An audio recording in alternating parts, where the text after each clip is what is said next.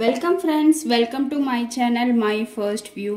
இன்னைக்கு நம்ம பச்சை பட்டாணி புலாவ் பீஸ் புலாவ் எப்படி பண்றதுன்னு பார்க்கலாங்க. இங்க நான் ஒரு மண் சட்டி வச்சிருக்கேன். அதுல நெய் ஒரு ஸ்பூனும் எண்ணெய் ஒரு ஸ்பூனும் சேர்த்திடுறேன். நெய் சூடானதும் பட்டை, லவங்கம், ஏலக்காவை சேர்த்திடுறேங்க. கூடவே ஒரு பிரிஞ்சி இலை,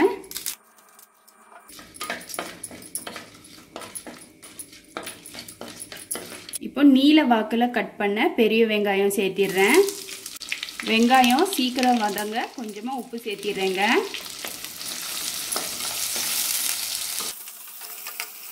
நீளமா கட் பண்ண பச்சை மிளகாவை சேர்த்திடுறேன்.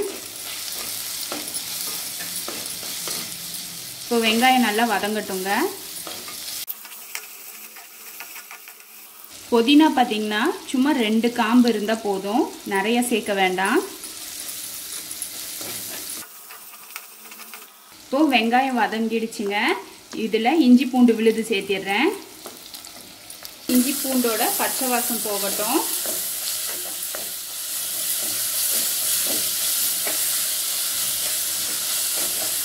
இஞ்சி பூண்டு பேஸ்ட் எப்படி பண்றதுன்னு ஆல்ரெடி நம்ம போஸ்ட் பண்ணியிருக்கோங்க. அதோட லிங்க் கீழே கொடுக்குறேன், பார்த்துக்கோங்க. இப்போ பார்த்தீங்கன்னா இஞ்சி பூண்டோட பச்சை ஸ்மெல்லு போயிடுச்சு.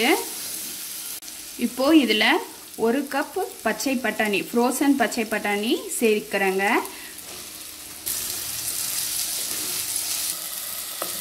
இப்போ இது ஒரு 2 நிமிஷம் வதக்கிக்கலாம். ஃப்ரோசன் பச்சை பட்டாணி எப்படி செய்கிறதுன்னு கூட நம்ம போஸ்ட் பண்ணியிருக்கோங்க. அதோட லிங்க்கும் கொடுக்குறேன்.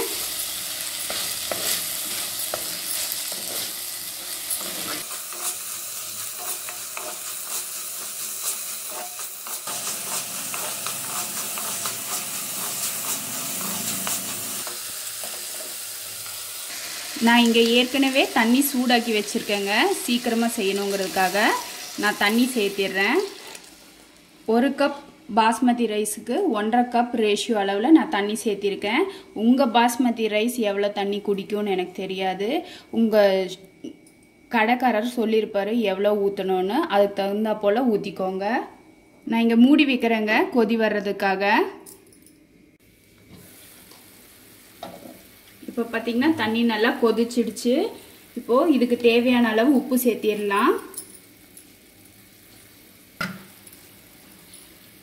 இங்கே நான் ஆல்ரெடி ஒரு 1 மணி நேரம் இந்த பாஸ்மதி ரைஸை ஊற வச்சுருக்கேங்க.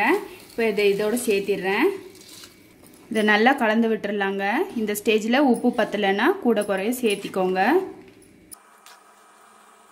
இப்போ இது ஹை ஃப்ளேமில் மூடி வச்சு ஒரு 10 நிமிஷம் குக் பண்ணலாம். 10 நிமிஷம் ஆயிடுச்சுங்க. நல்லா கலந்து விட்டுறலாம். இங்கே பார்த்தீங்கன்னா தண்ணி எல்லாம் நல்லா சுண்டிடுச்சு, ஆனால் ஈரப்பதம் இருக்குது. இப்போ நம்ம ஃப்ளேமை வந்து சிம் பண்ணிவிட்டு இதை வந்து ஒரு 5லிருந்து 8 நிமிஷம் அப்படியே டைட்டாக மூடி வச்சிடலாம்.